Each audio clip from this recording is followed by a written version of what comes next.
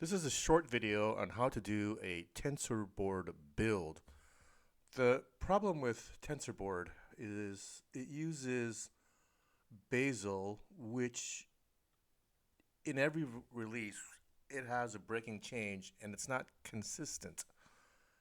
And so let's go through an example. So there are two sources of truth in the tensorboard source code. One is the Docker file. So the Docker file specifies a bazel version of 4.2.2, which if you're on Ubuntu probably works. I didn't test it. The second source of truth is the CI YAML file under GitHub. It specifies a minimum build version or a current build bazel version of 6.5.0.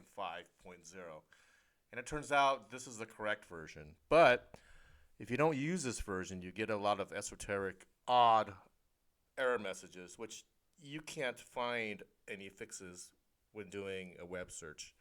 They're not even close. And so let's go through some bazel build instructions just as a quick demo. Bazel Mac OS install. So I deleted the homebrew install because it was verbose. It takes too long. The binary installer is okay. Make sure to change this version to 6.5.0. If you make a mistake, it's okay. It's easy to delete. There is a bug in the environment. So if you use this, you'll get a shell and you can't change anything. Like nothing will work. This home is a typo. It's supposed to be $home. And so this is an error. What else? I think that's it. And then you'll get a correct build. Oh, one more thing. So for this particular version, this is the build command, home build $home bin bazel build.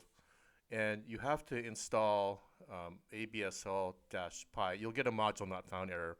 And so depending on your environment, go through each one of those and you resolve those. And you should be able to get a correct build. Okay, so I'll run this and we'll just go through a demo just to verify that it works. Okay, the end.